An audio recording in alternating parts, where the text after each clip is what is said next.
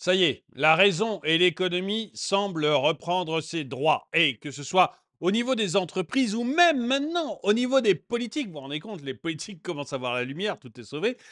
L'économie est en train d'être remise en avant. Et on s'aperçoit donc au niveau des entreprises et au niveau des politiques, eh bien qu'on a pris des décisions un peu trop pilotées par Gaïa, ou du moins un peu trop pilotées par des associations d'escrolos. Vous savez, c'est vert pastèque, hein, vert à l'extérieur, rouge à l'intérieur, des associations qui ont poussé à prendre des décisions qui sont juste stupides, décisions que j'ai combattues sur cette chaîne, des décisions absolument stupides qui allaient contre le réel. On va en voir quelques exemples là. Et on voit maintenant que les entreprises, comme les politiques, commencent à revenir en arrière. Et c'est plutôt une bonne chose. Ça y est, nous avons de nouveaux revers pour la transition écologique.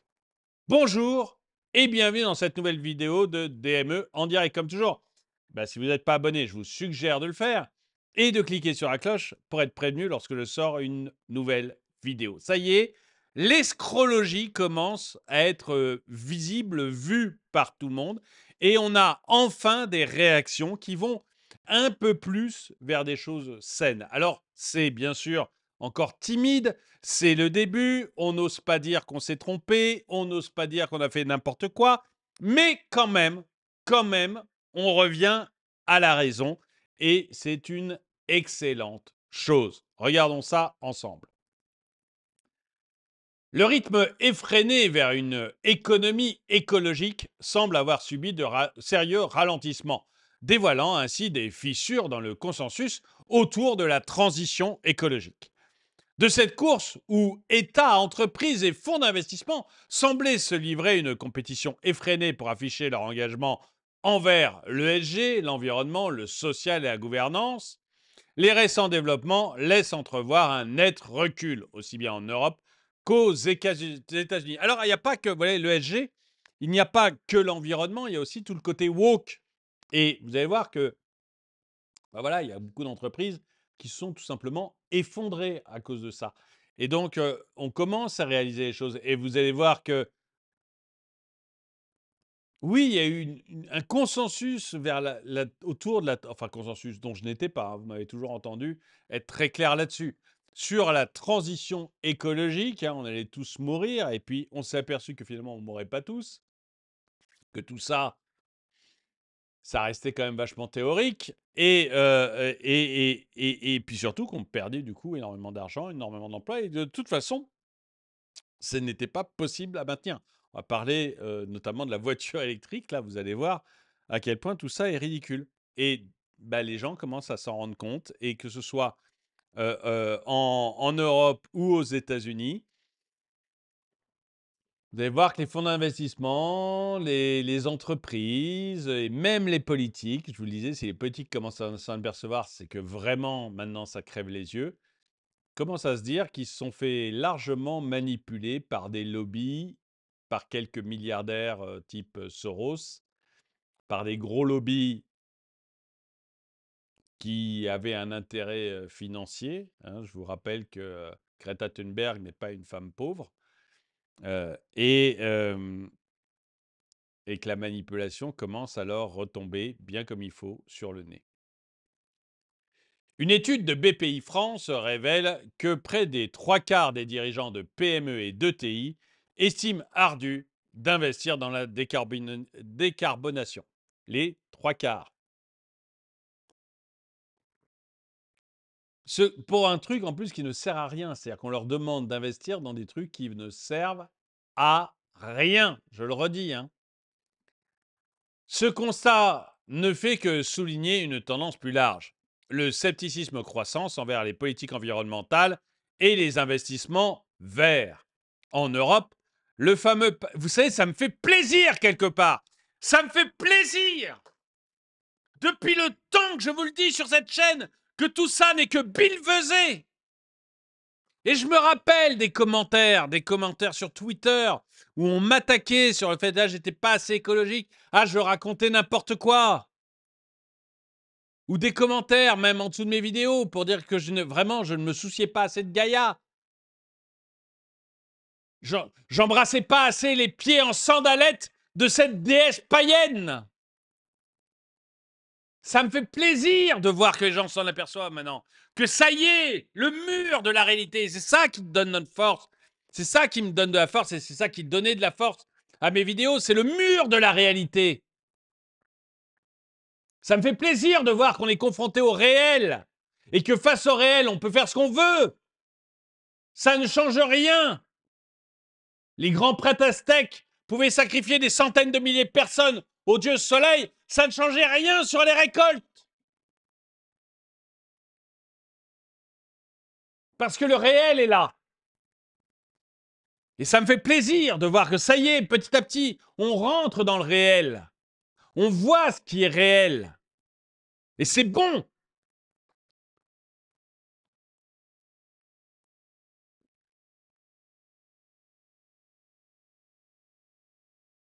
En Europe, le fameux pacte vert européen, autrefois porté comme une bannière de progrès, est aujourd'hui remis en question. Ah, que c'est bon, nom d'un chien, que c'est bon. Les critiques fusent, alimentées par la crise énergétique, la hausse des prix et les défis de compétitivité. Mais nom d'un chien, est-ce que c'est pas ce dont on a parlé, mais des dizaines de fois sur cette chaîne? Que ces folies vertes entraînaient une hausse, entraînaient de l'inflation, entraînaient une hausse des prix de l'énergie, mais gigantesque. Et qu'à cause de ça, l'industrie ne pouvait pas être compétitive. Mais il a fallu détruire l'industrie française, il a fallu détruire même l'industrie allemande, qui est en très grande difficulté. Il a fallu en arriver là pour que les ayatollahs verts voient enfin le réel. Enfin non, pas les ayatollahs, oh, ils sont toujours là. Eux, ils sont toujours là. Mais au bout d'un moment, même les hommes politiques, les chefs d'entreprise, c'est mais on perd du fric. Et même les hommes politiques commencent à dire, mais attendez, mais il n'y a plus d'emplois. Mais l'industrie s'en va. Mais l'énergie est tellement chère que nos peuples commencent à hurler. Mais si on ne veut pas se retrouver avec nos têtes au bout de pique, il faut qu'on réagisse. Le réel, c'est quand on se cogne, et nom de Dieu, qu'est-ce que ça fait du bien. Ah, je suis désolé, mais alors, moi, je trouve ça jouissif de voir ce genre de choses. Et c'est que le début. C'est que le début. Parce que toutes leurs fariboles nous ont envoyés dans un mur. Et que le réel, lui, a eu un avantage, c'est qu'il ne change pas. Vous savez, quand tout était porté là, par des bannières, là, le pacte vert porté par la bannière du progrès, peu importe. Moi, j'étais contre et je le disais sur cette chaîne, et beaucoup d'entre vous commentaient en disant qu'ils étaient de mon avis. Mais vous savez, ce qui importe, c'est pas le nombre. C'est pas qu'ils étaient plus nombreux, les escrolos. C'est pas parce que 90% de la population se trompe que tout d'un coup, son idée est bonne. Ça ne dépend pas du nombre, la justesse d'un raisonnement. Donc je suis heureux de voir. Ils étaient plus nombreux, c'est vrai, mais ils se plantaient lamentablement. Ils allaient lamentablement contre le réel et c'est en train de se retourner. Et ça me fait plaisir. Peu importe le nombre qu'ils étaient, même si on était moins nombreux, on avait le réel pour nous et c'est pour ça qu'on est en train de gagner. Enfin, je crie peut-être victoire trop tôt, hein, mais. Ce revirement de situation, perceptible également dans les débats électoraux, pourrait bien marquer un tournant. Les partis traditionnels réclament une pause dans les réglementations environnementales, arguant la nécessité de préserver la compétitivité des entreprises. Même des mesures phares, comme l'interdiction des voitures thermiques d'ici 2035, sont remises en question. Mais que c'est bon, mais que c'est bon. Cette volte-face est révélatrice d'un malaise plus profond, reflétant des tensions entre les impératifs économiques et les ambitions environnementales. Mais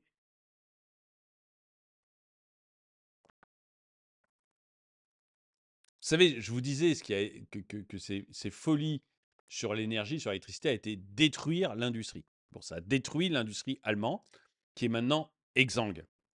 Parce que pour avoir une industrie qui marche, Petit tips que je donne à Bruno Le Maire, qui nous regarde certainement, ou à Emmanuel Macron, petit tips. Hein, si vous voulez réindustrialiser le pays, ça ne sert à rien de faire des discours. Vous faites une énergie pas chère et vous baissez les taxes. Et la troisième chose à faire, c'est baisser les réglementations liées à l'environnement.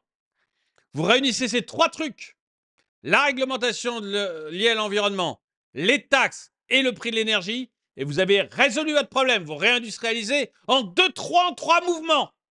C'est à toute vitesse. Petit tips gratuit.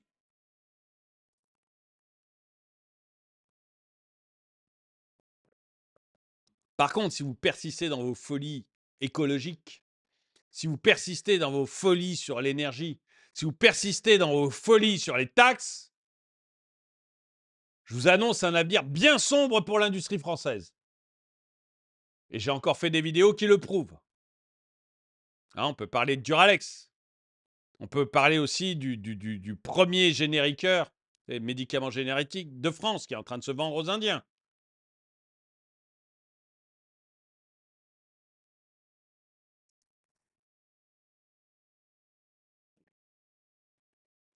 Vous voulez de l'industrie en France, vous voulez de l'industrie en Europe, des taxes raisonnables, des normes écologiques raisonnables, voire minimales. Minimales, on va dire minimales. Vous voyez, pas déverser des produits chimiques sur le sol. Bon, voilà, des normes minimales. Et un prix de l'énergie qui ne soit pas dicté par des impératifs écologiques. Voilà, à partir de là, vous aurez réglé tous vos problèmes. Je suis content, vous savez, la Belgique, je regardais ça, je ne sais plus si c'est ce matin ou hier. La Belgique vient d'ajouter 10 ans de plus à ses centrales nucléaires, à ses 2 centrales nucléaires.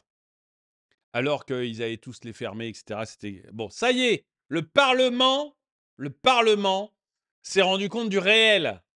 Que s'il voulait charger ces satanées voitures électriques et même fournir de l'électricité à sa population, il fallait garder les 2 centrales. Donc ils les ont prolongées de 10 ans. Et ce qu'il disait, c'est que la prochaine législature, ça serait bien de les prolonger encore de 20 ans. Voire même de remettre les anciennes qu'ils avaient fermées, les remettre en service. Ça y est, on ouvre les yeux. Ce ne sont pas les éoliennes qui vont nous sauver. Bon, ça nous aura coûté des dizaines de milliards, leur couillonnerie. Hein. Des dizaines de milliards. Au niveau international, c'est 7000 milliards investir dans ces moulins-là. 7000 milliards dans les moulins à vent et l'électricité et les panneaux photovoltaïques au niveau mondial. Tout ça pour rien. Macache. On utilise tout le temps autant de charbon, de pétrole et de gaz. Imaginez ce qu'on aurait pu faire avec tout ce fric. Bon, enfin, vous voyez, je voulais vous donner l'exemple des Belges, vous savez, qui ont prolongé leur centrale nucléaire de 10 ans, qui parlent de les reprolonger de 20 ans derrière et qui parlent de remettre en marche les anciennes qu'ils ont fermées. Ça y est, ils ouvrent les yeux. Et je pense que toute l'Europe va se mettre à ouvrir les yeux. Les Allemands ne pourront pas survivre avec leur volonté de fermer, enfin avec le fait d'avoir fermé leur centrale nucléaire. Ils ne pourront pas survivre avec le charbon, les éoliennes et l'énergie solaire. J'espère juste qu'ils s'en rendront compte avant que tout se soit barré. Mais quand eux s'en seront rendus compte, enfin qu'ils l'auront accepté parce qu'ils s'en rendent déjà compte, et je pense que le peuple s'en est rendu compte, mais quand les politiques s'en seront rendus compte et auront accepté de dire qu'ils se sont trompés comme des gros nuls qu'ils sont, eh bien à ce moment-là, j'espère d'une part que l'Allemagne ne sera pas totalement tombée, parce que c'est dommage, mais parce qu'il y a quand même des belles marques, hein, Mercedes, BMW, Audi, enfin voilà, c'est quand même c'est quand même des bons trucs, plus toutes les industries qui sont moins célèbres parce que ça ne concerne pas le tout public, mais voilà, c'est quand même dommage. Mais quand l'Allemagne aura accepté de s'être trompé et fera demi-tour, l'ensemble de l'Europe fera demi-tour, ça sera terminé. Ces bouffonneries seront terminées. Même les mesures phares, donc comme l'interdiction de la voiture thermique d'ici 2035, sont remises en question. C'est pas bon ça, ça fait pas plaisir ça. Et tous ceux qui dans les commentaires me disaient t'as rien vu, tu comprends rien, la voiture thermique c'est l'avenir. La voiture électrique, pardon, c'est l'avenir. La voiture électrique va remplacer la voiture thermique en 2035, on va y arriver. Non, ce n'était pas possible. On ne pouvait pas avoir assez d'énergie pour recharger les bagnoles. Tout simplement. On ne pouvait pas avoir assez d'électricité pour recharger les voitures. C'est simple. À partir de là, vos billevesées ne marchent pas. 7 volte-face, enfin je dis ça, ils sont minoritaires, hein, ceux qui me disaient ça dans les commentaires. La plupart d'entre vous étaient d'accord avec moi, heureusement.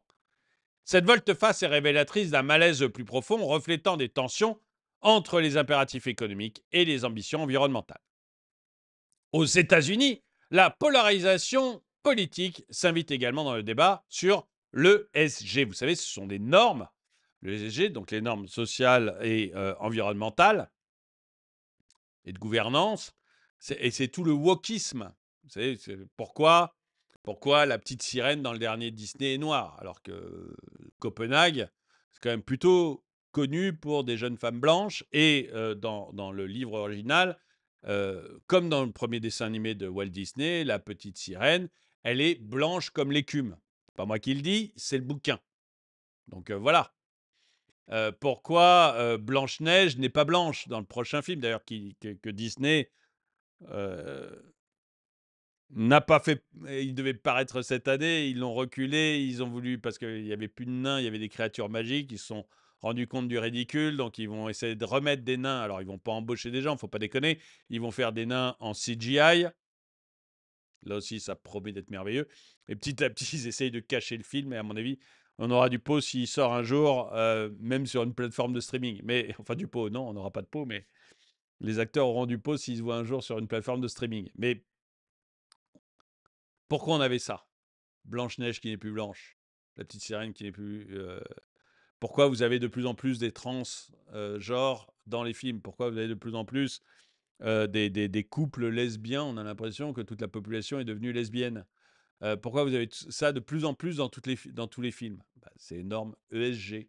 Pourquoi vous avez dans les pubs, toutes les pubs que vous voyez, vous n'avez plus, enfin ça devient très rare d'avoir un couple blanc. Vous avez un homme noir avec une femme blanche, dans 99% des pubs. Vous avez, c'est quand même pas 99% de la population, vous voyez. Il y a des mariages, je ne sais pas si on appelle ça mariage mix, mais vous voyez, il y a des mariages comme ça, mais on est d'accord que ce n'est pas l'immense majorité de la population. Pourtant, quand vous regardez les pubs, c'est l'immense majorité de la population. Pourquoi vous voyez, oui, mêmes choses, des couples lesbiens, des couples, des trans, des gens comme ça dans les pubs? Les normes ESG. La marque a des normes. Si elle veut que des grands groupes comme BlackRock, par exemple, investissent dans son... Enfin, BlackRock, justement, est en train de changer d'avis. On le verra tout à l'heure. Mais si la marque veut que des grands groupes comme BlackRock investissent dans, dans son entreprise, elle doit répondre aux normes ESG. Si Disney veut garder BlackRock et Vanguard comme premier actionnaire, il doit répondre aux normes ESG. Si une entreprise française veut avoir des gros actionnaires puissants comme BlackRock, par exemple, elle doit se conformer aux normes ESG. Et donc, vous avez une publicité où on va mettre des gens qui sont finalement pas représentatifs de la clientèle, mais on s'en fout un peu. C'est pour répondre à la norme pour que l'actionnaire puisse venir. Si vous avez eu des marques gigantesques américaines comme Target, Target c'est un peu l'équivalent de notre Carrefour, vous voyez, ou Bud, qui était la première, Bud Light, qui était la première marque de bière aux États-Unis. S'ils ont mis, Target a mis des jouets pour enfants trans, et comme c'était le cœur de sa clientèle, quoi.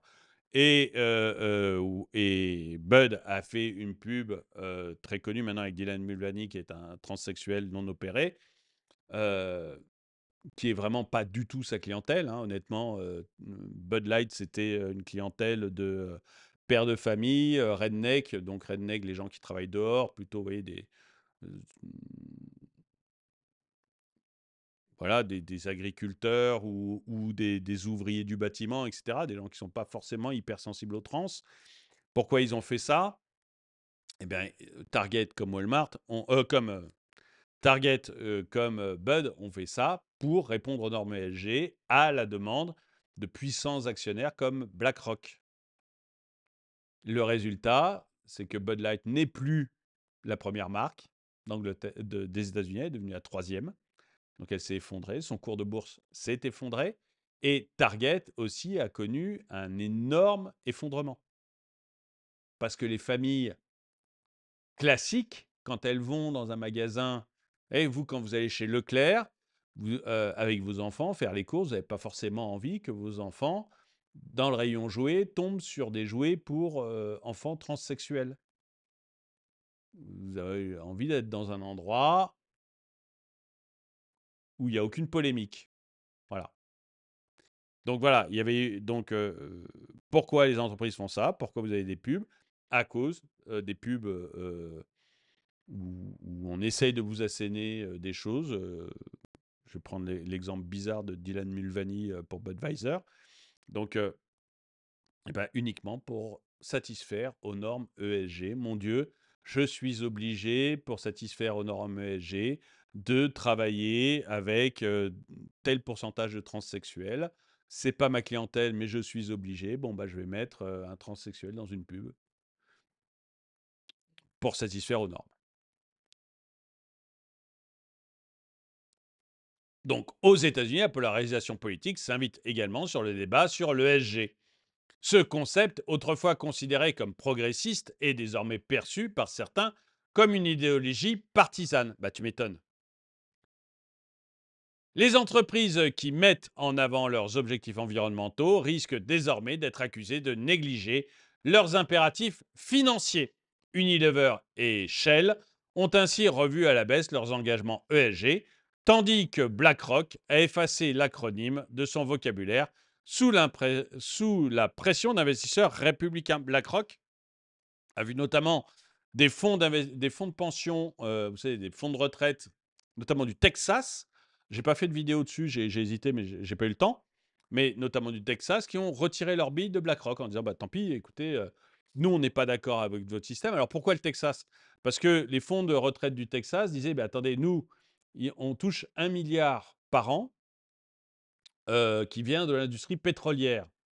Vous, BlackRock, vous militez contre l'industrie pétrolière. Bon, bah, vis-à-vis des gens qui nous fournissent de l'argent, on ne peut pas continuer avec vous. Donc, ils ont retiré, je crois, 9 milliards et demi d'argent de chez BlackRock pour les confier à un autre gestionnaire. Et vous avez plein de cas comme ça, où en fait, l'écologie, toute cette mentalité qui a gangréné les entreprises, commence à disparaître. Et BlackRock, donc, a fait disparaître les normes ESG de son vocabulaire. Alors, il est toujours très pro-ESG, le patron de BlackRock, il ne faut pas déconner, mais ils le disent beaucoup moins ouvertement parce que ça commence à leur coûter cher, notamment parce que le fait d'avoir des normes environnementales ou des normes sociales ou sociétales dans l'entreprise, ça n'apporte rien. Ça n'apporte rien. On a voulu vous faire croire, moi j'ai toujours dit que ça ne marchait pas ce genre de truc, mais on a voulu faire croire que c'était la solution pour que les entreprises deviennent plus florissantes, plus durables. Vous savez, quand vous lisez le mot durable dans un article ou dans la bouche de quelqu'un, fuyez. Bon, pour que ça devienne plus durable, une entreprise, etc., il fallait qu'elle réponde aux normes sociales et environnementales. J'ai toujours dit que c'était bullshit. Et effectivement, on s'aperçoit que quand on regarde les cours de bourse, le résultat des entreprises, la façon dont elles croissent, tout ça, c'est purement bullshit. Et donc, vous avez bah voilà, Unilever et Shell qui commencent à dire ouais, on va lever le pied. En plus, ils font du pétrole. Alors, on va lever le pied hein, parce que tout ça, c'est des conneries. Ça nous aide. C'est juste des contraintes que l'on se met et qui servent absolument pas à notre business. Donc, on lève le pied tranquillement. Et BlackRock retire l'acronyme parce que bah, il voit petit à petit que le BlackRock, le business de BlackRock, c'est de faire marcher de gagner des dividendes et de gagner une augmentation des actions qu'il achète, donc des différentes entreprises. S'il investit dans des entreprises sous prétexte de normes ESG et qu'elles ne performent pas, eh ben, les gens qui ont confié leur argent à BlackRock pour les fonds de pension de retraite ou pour des choses comme ça, se disent, attendez, mais vous ne gagnez pas d'argent, on va arrêter, on va aller vers ceux qui gagnent de l'argent, puis on s'en fout, qu'ils soient écologiques ou pas, on se fout de savoir s'ils engagent un pourcentage voulu de blancs, de noirs, de jaunes, de lesbiennes, de gays, de trans. Nous, on n'en a rien à carrer. Ce qu'on veut, c'est que quand on met de l'argent dans une entreprise, elle nous rapporte de l'argent. Parce qu'on a des retraités qui ont besoin de fric et qui nous ont confié leur épargne. Donc, ce qu'on demande, c'est avoir ça. Et du coup, BlackRock dit et commence à changer d'avis et à dire bon ok, on va revenir au b.a.-ba de la gestion financière, c'est-à-dire que on gère quoi, on met de l'argent là où on gagne.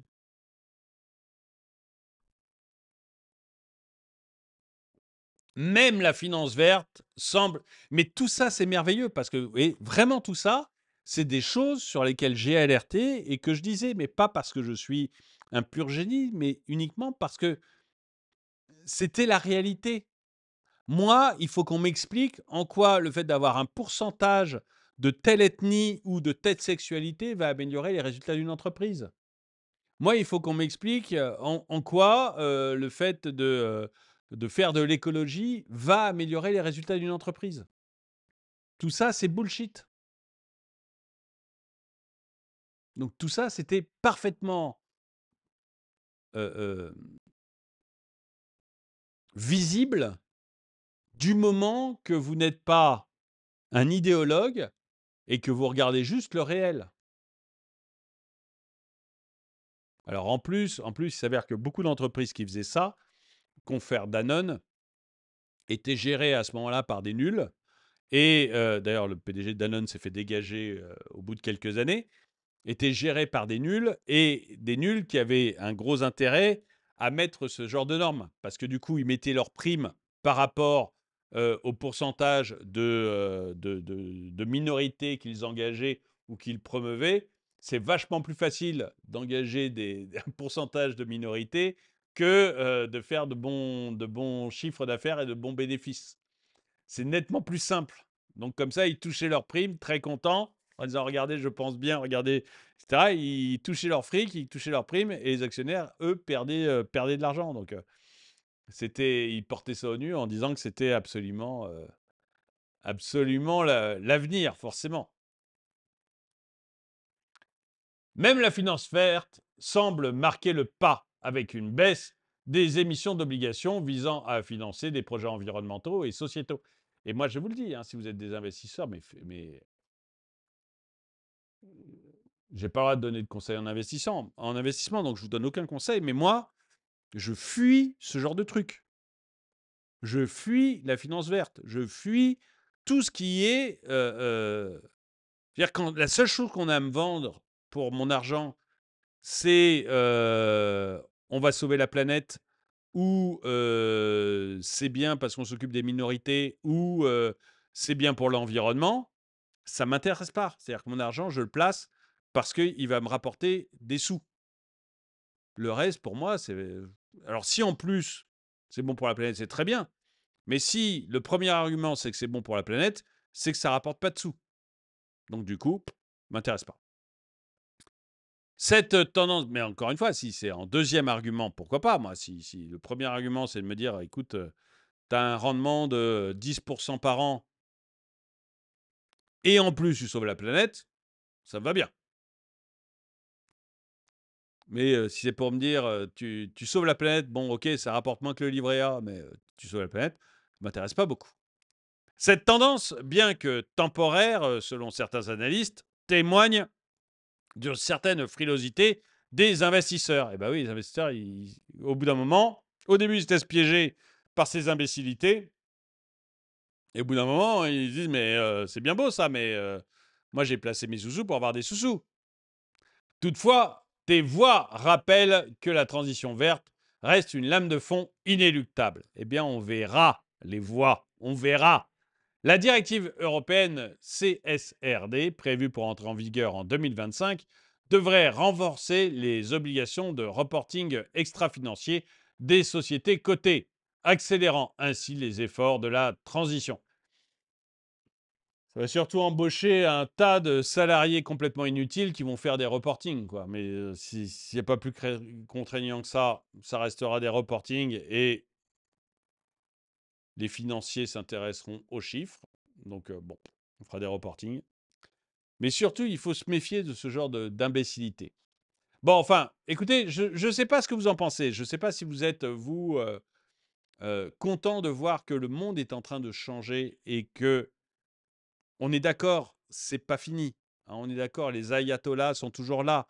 On est d'accord, Greta Thunberg et sa clique d'escrolos est toujours là. Hein, il n'y a pas de problème, on est d'accord. Mais on voit que quand même, il y a un nouveau vent qui est en train de souffler, de gens qui disent, attendez, votre truc, ça commence à nous coûter cher, ça marche pas bien, c'est même pas possible techniquement. Là, je parle des voitures électriques, c'est même pas possible techniquement. Donc, on va peut-être revenir à des choses plus raisonnables. Et c'est l'impression que j'ai. Dites-moi si vous avez la même que moi et si pour vous aussi c'est une bonne nouvelle. En tout cas, merci d'avoir regardé cette vidéo. Mettez-lui un pouce vers le haut, commentez-la, partagez-la. Merci à tous ceux qui soutiennent la chaîne. Et moi, je vous dis à très bientôt.